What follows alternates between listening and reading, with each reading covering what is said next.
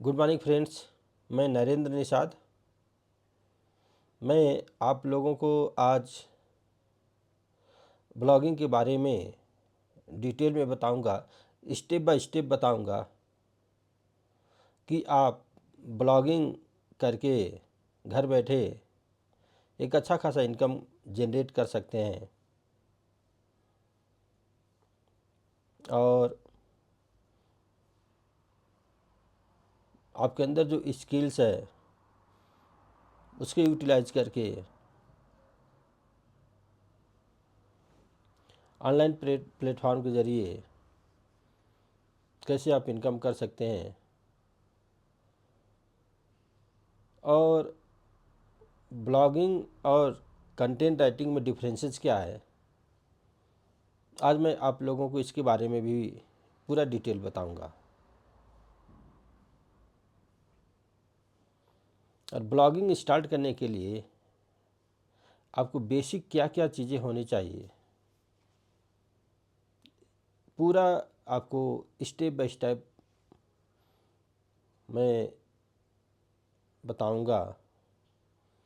तो इसलिए इस वीडियो को लास्ट तक आप देखें। ये बहुत ही आपको हेल्पफुल होने वाला है।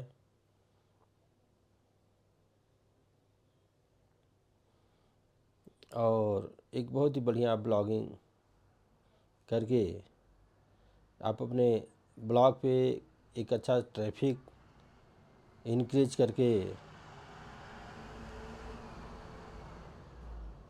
फिर आप एडसेंस अप्रूवल ले सकते हैं। उस पर ट्रैफिक अच्छा हुआ तो आप अफिलिएट मार्केटिंग के ज़रिए आप रेवेन्यू जनरेट कर सकते हैं। तो बहुत सारी आपको मोनेटाइजेशन के लिए डोर्स ओपन हो जाते हैं। और मैं दोस्तों आप लोगों को ब्लॉगिंग की पोटेंशियल में बताऊं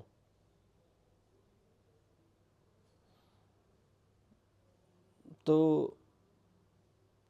आज हर कोई, अगर हमें कोई सी भी इंफॉर्मेशन की ज़रूरत पड़ती है तो सबसे पहले हम गूगल पे सर्च करते हैं। गूगल कैसे हमारे उस टॉपिक को सर्च करता है, उसके लिए एसईओ, सर्च इंजन ऑप्टिमाइजेशन, इसका आपको एक अच्छा नॉलेज होना चाहिए कि अगर आप ब्लॉगिंग करते हैं तो आपको कौन कौन से कीवर्ड यूज करेंगे जिसके थ्रू आपका जो कंटेंट सर्च में आएगा, और जितना आपका सर्च में आएगा उसके कारण आपका जो साइट लोगों तक पहुंचेगा और लोग आपका कंटेंट अच्छा रहा, यूनिक रहा,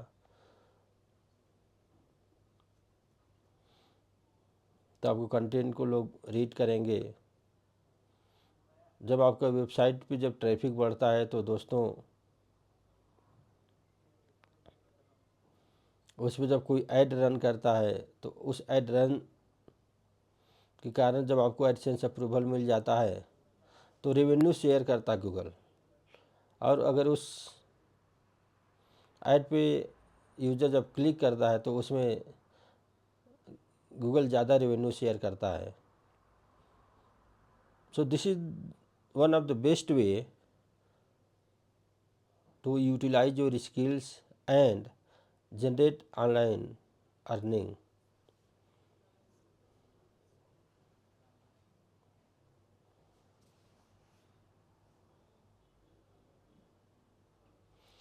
सो माय फ्रेंड्स, जैसे मैंने आप लोगों को बताया कि blogging and content writing both are the similar, but blogging is mostly we write about the personal, and content writing is mostly specific as per the project, mostly it is used in the business। और दोनों के लिए आपको SEO का knowledge बहुत ही अच्छा होना चाहिए, तब आप बेहतरीन आप ब्लॉगिंग चाहे कंटेंट राइटिंग कर सकते हैं। जब कंटेंट राइटिंग करते हैं तो आपको ये पहले डिसाइड करना होता है कि व्हाट इज़ द पर्पज़, हम क्यों ब्लॉगिंग या कंटेंट राइटिंग लिख रहे हैं, उसके लिए हमारा नीड्स क्या है। तो उसके लिए आपको जो है आप अपने इंटरेस्ट के अनुसार आप नीड्स सिलेक्ट कर सकते हैं, उस पर ब्लॉगिंग स्टार्ट कर सकते हैं, उस पर कंटेंट राइटिंग आप स्टार्ट कर सकते हैं। फिर आपका टारगेट ऑडियंस क्या क्या है, तो टारगेट ऑडियंस के अनुसार आप ब्लॉगिंग करेंगे तो आपका रीच ज़्यादा से ज़्यादा अच्छा होता है। फिर आपका एसईओ में फिर कीवर्ड्स, तो आप जैसा कंटेंट राइटिंग करते हैं उसी का रिलेटेड आपका जो कीवर्ड होना चाहिए। कीवर्ड क्या होता है, मोस्टली अगर हम कोई भी इंफॉर्मेशन सर्च करते हैं, जैसे अगर हमें आज का न्यूज़ देखना था, हम सर्च करते हैं टुडे न्यूज़, तो इसे अगर हमारी इंफॉर्मेशन को कोई सर्च करेगा तो क्या क्या पॉसिबल ऑप्शन हो सकता है जिसके थ्रू हम गूगल में सर्च करते हैं। तो सेम कीवर्ड आप जब आप कीवर्ड अपने ब्लॉग में यूज करते हैं तो आपका सर्च पैरामीटर बढ़ता है। इसी को हम एसईओ बोलते हैं। इसके बहुत सारे जो है प्रोसीजर होते हैं कैसे आप कीवर्ड्स फाइंड करेंगे।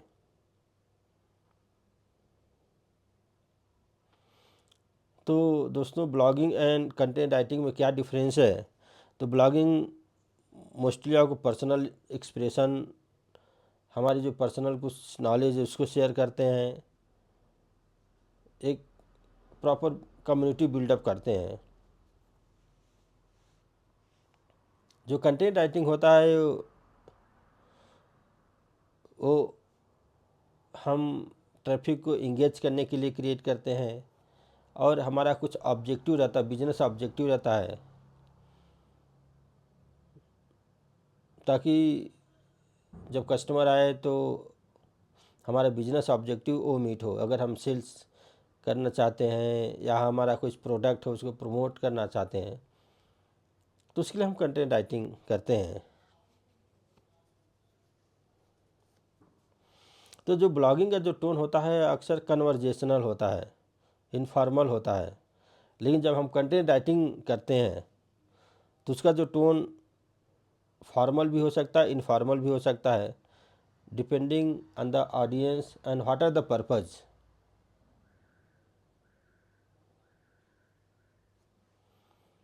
ब्लॉगिंग अगर आप करते हैं तो उसमें हम कंटिन्यूस रेगुलर अपडेट्स देते रहते हैं अपने ऑडियंस को।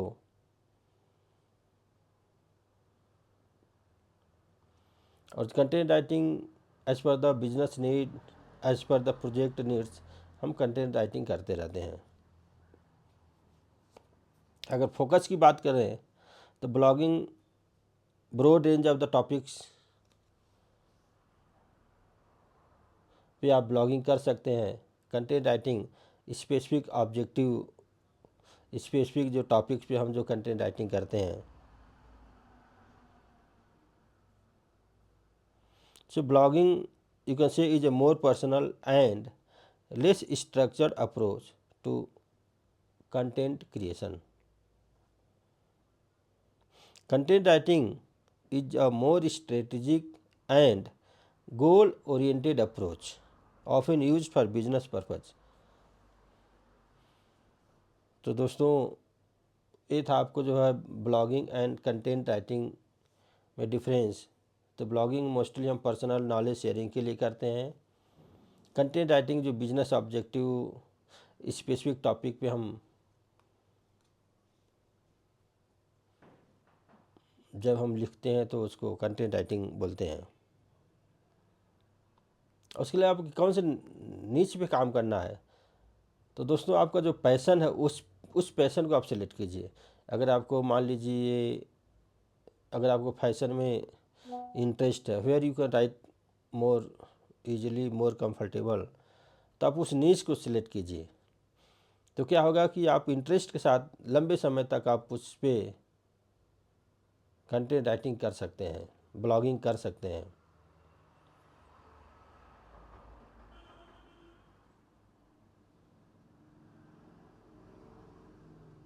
आपका टारगेट ऑडियंस डिसाइड कीजिए कि आपको कौन से ऑडियंस अपने ब्लॉग को शो करना चाहते हैं। और फिर अगर आप उस ब्लॉगिंग को करते हैं तो what are the competitor, who are the competitor, तो जो आपके कंपटीटर हैं जो उसी सेम निश पे ब्लॉगिंग कर रहे हैं, तो फर्स्ट बिकम द कंज्यूमर। आप उनके ब्लॉग्स को देखिए, प्रॉपर स्टडी कीजिए कि कैसे ब्लॉग बना रहे हैं, कैसे, व्हाट आर द स्टाइल्स। तो पहले आप सीखिए, फिर अपना ब्लॉगिंग शुरू कीजिए। फिर उसके बाद आपको ब्लॉगिंग प्लेटफॉर्म सेलेक्ट करना पड़ेगा। ब्लॉगिंग प्लेटफॉर्म के लिए आपको डोमेन लेना पड़ेगा। तो आप एक डोमेन ले लीजिए, फिर उसकी होस्टिंग, तो आपको जो बेस्ट लगे उस पर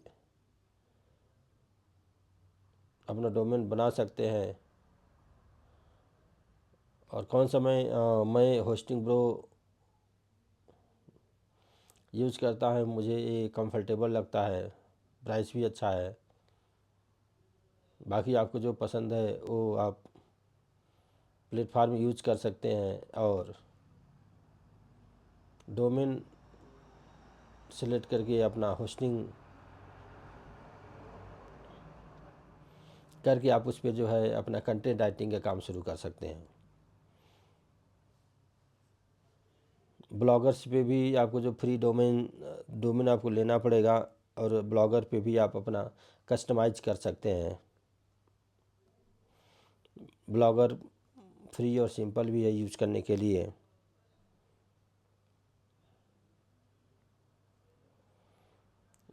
और जब आप डोमेन सेलेक्ट करते हैं तो आपका जो नीच है उससे रिलेटेड डोमेन सर्च करते हो, तो दैट इज़ मोर गुड।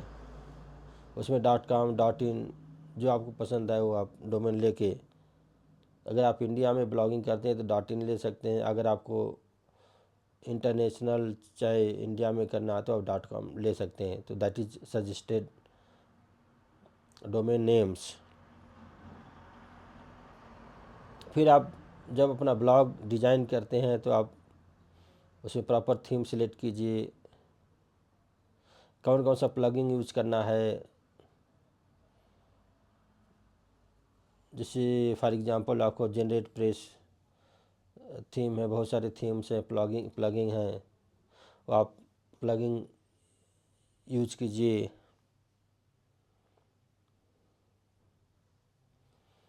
फिर अपना एक लोगो बनाइए, अपने वेबसाइट में यूज कीजिए। और दोस्तों, आपका जो कंटेंट राइटिंग करते हैं तो हाई क्वालिटी कंटेंट होना चाहिए, तभी आपको गूगल आपको मोनेटाइज करता है। सबसे ज़्यादा जो गलती हम करते हैं कि एआई से जो कंटेंट जो लिखते हैं, तो गूगल मना तो नहीं करता उसके लिए, लेकिन आपको एडसेंस अप्रूवल में चैलेंजेस होता है। तो इसलिए ज़्यादा से ज़्यादा क्वालिटी ऑफ कंटेंट आप लिखिए।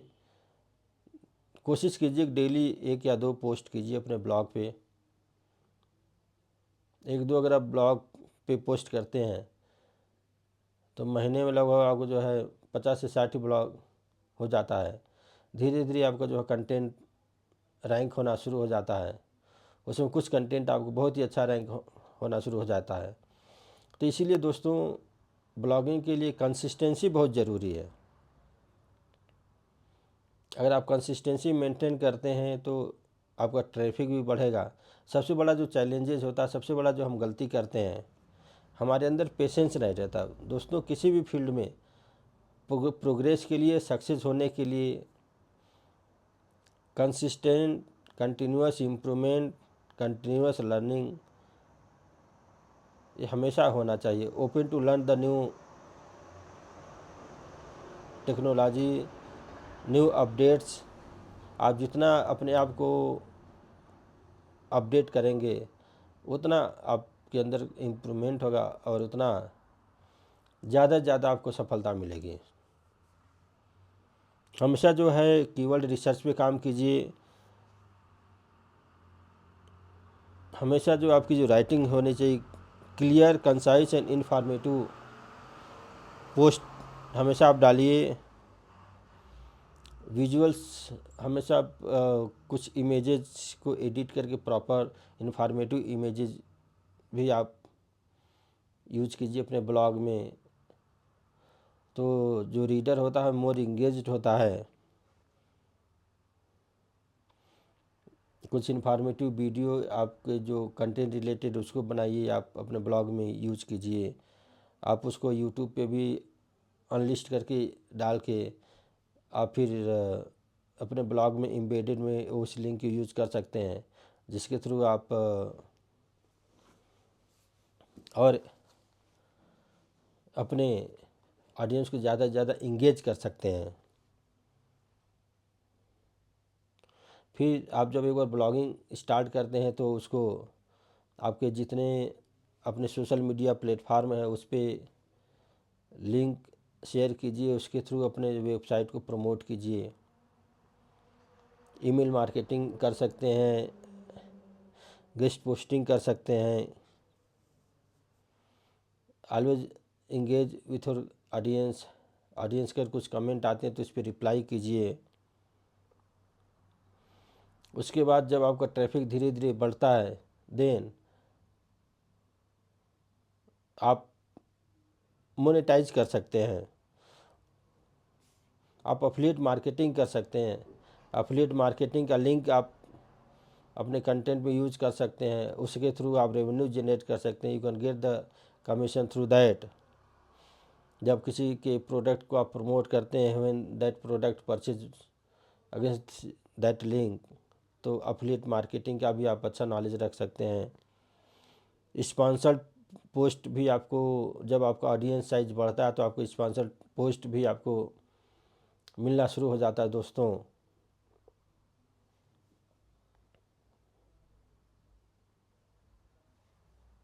आप फिर अपना खुद का छोटे छोटे डिजिटल कोर्स बना के ऑनलाइन सेल कर सकते हैं। You can generate revenue through this also.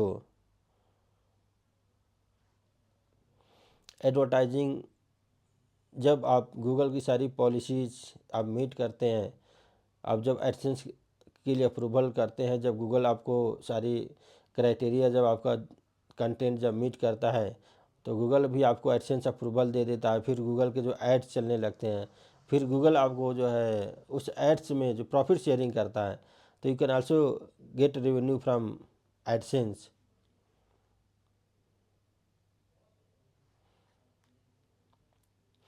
और दोस्तों आपको बता दूं, a successful blog takes time, efforts, and patience. It always requires consistent efforts and always try to create valuable content for your readers. Then 100% you will become the success in the content writing in blogging, and you can earn a handsome income through your blogging.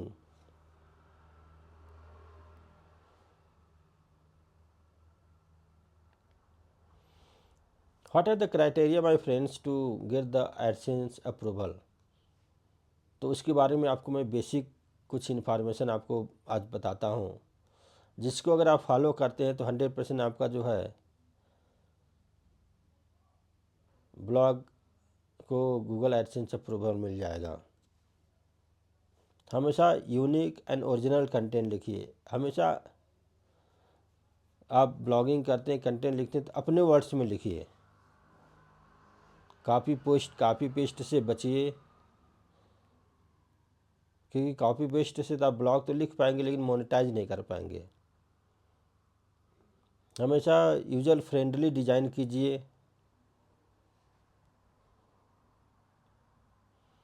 ताकि आपका website user friendly होना चाहिए navigate करने के लिए। जितना user friendly होता है उतना आपके पास रीडर जो है आपकी वेबसाइट पे ज़्यादा से ज़्यादा इन्फॉर्मेशन लेता है और इंगेज रहता है। अपने कंटेंट को रेगुलर अपडेट कीजिए, रेगुलर पोस्ट कीजिए। अगर आप स्टार्टिंग में करते हैं तो एटलीस्ट खुद अगर आप ब्लॉगिंग करते हैं तो कोशिश कीजिए डेली 1 या 2 कंटेंट आप पोस्ट करने का।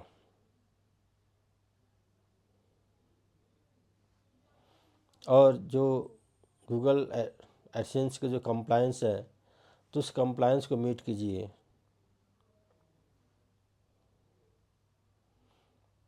ऑडियंस ज़्यादा कैसे इंक्रीज कर सकते हैं उसके लिए आप एसईओ का नॉलेज रखिए, प्रॉपर कीवर्ड रिसर्च पे काम कीजिए, ट्रेंडिंग टॉपिक पे हमेशा कंटेंट राइटिंग कीजिए।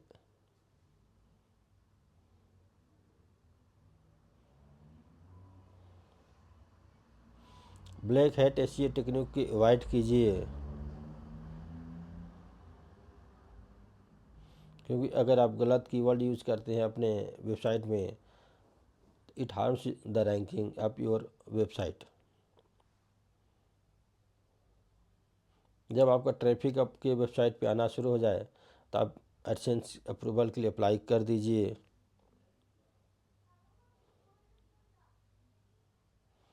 फिर वेट फॉर अप्रूवल। फिर जैसे गूगल अगर आपको कुछ फाइंडिंग करता है तो अप्रूवल क्यों नहीं हुआ तो रीज़न देता है, उस रीज़न पे आप काम कीजिए, रेक्टिफाई कीजिए, फिर से अप्रूवल के लिए अप्लाई कीजिए। फिर धीरे धीरे आपको गूगल एडसेंस अप्रूवल दे देता है।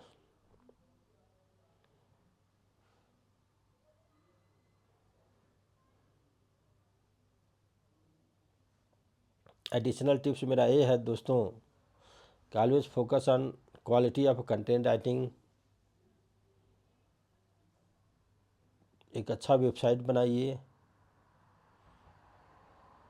पेशेंस रखना पड़ेगा आपको, कंटिन्यूस ब्लॉग पोस्ट करना पड़ेगा, तभी आपको गूगल एडसेंस अप्रूवल मिलेगा और एक ब्लॉगिंग में एक अच्छा सफलता मिलेगा। गूगल की पॉलिसीज़ को प्रॉपर पढ़िए, उसको फॉलो कीजिए, फिर 100% you will become the success और you can start a very handsome income from the blogging. It depends upon your quality of writing, audience size,